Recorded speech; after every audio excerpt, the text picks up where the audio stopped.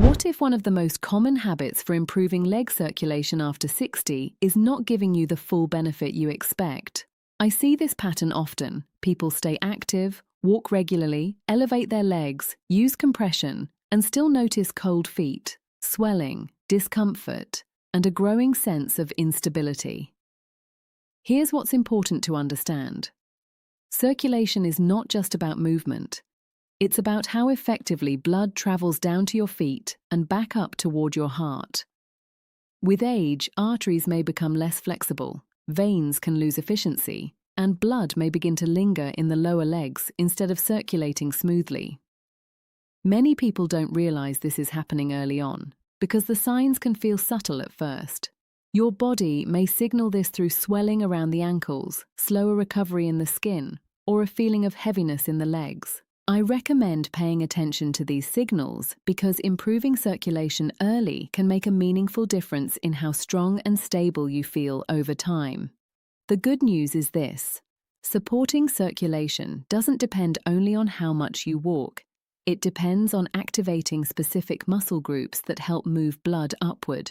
Once you understand how this system works, the approach becomes much more focused and effective. Let's start with a movement that may look simple but plays a powerful role.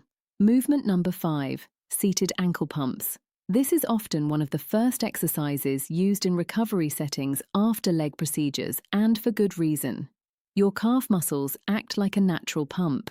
Every time they contract, they help guide blood upward from your lower legs. With less movement throughout the day, this pumping action can weaken. As a result, fluid may collect around the ankles, and circulation may slow down. What makes this movement valuable is not intensity, but consistency and control. Sit comfortably with your feet flat on the floor. Slowly lift your toes upward while keeping your heels down. Then press your toes into the floor and raise your heels. Move with control, without rushing.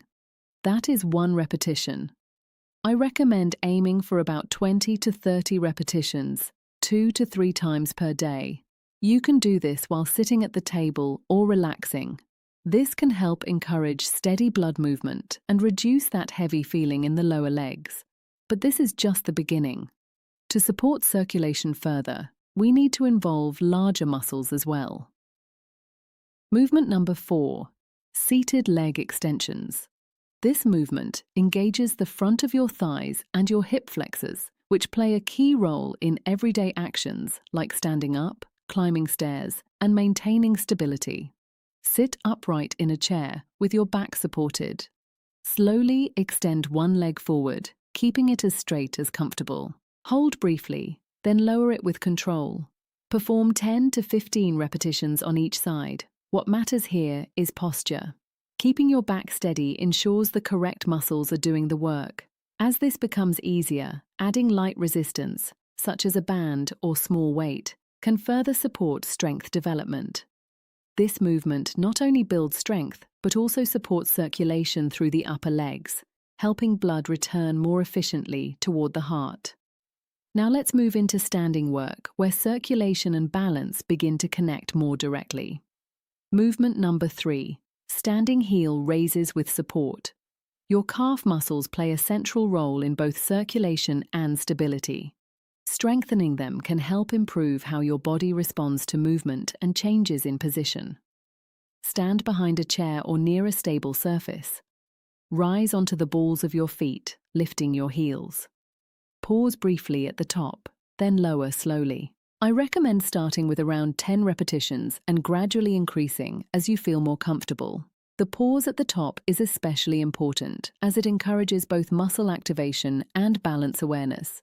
This movement can help reduce swelling, improve ankle stability, and support confident movement throughout the day. As we continue, we move into one of the most effective ways to connect circulation with balance. Movement number 2, single leg hold with support. Standing on one leg may seem simple, but it activates multiple muscle groups at once. Your calves, hips, and core work together to keep you steady, and this sustained engagement supports continuous blood flow. Stand near a surface for support. Shift your weight onto one leg and gently lift the other foot slightly off the floor. Keep your posture upright and your gaze forward. Hold for 20 to 30 seconds, then switch sides.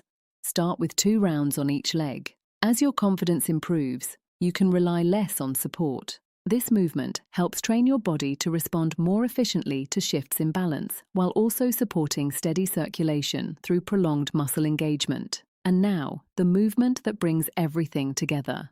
Movement number 1, standing calf pump hold. This is one of the most effective ways to actively support blood flow in the lower legs. When you rise onto your toes and hold that position, your calf muscles remain engaged long enough to guide blood upward more efficiently. Stand behind a chair or near a stable surface. Lift your heels and rise onto the balls of your feet. Hold this position for 3 to 5 seconds while breathing normally. Then lower slowly. Begin with 8 to 10 repetitions and gradually increase as you build control. The key here is the hold. This sustained engagement supports circulation, reduces fluid buildup, and strengthens the muscles that help you stay steady during daily movement. So here is what I recommend. Continue walking because it supports overall health, but also include these targeted movements. They help activate the specific muscle systems that walking alone may not fully engage. These exercises take only a short amount of time each day and can be done safely at home. Over time, they can help you feel more stable, more comfortable, and more confident in your movement. Pay attention to how your body responds. Small, consistent actions can lead to meaningful changes.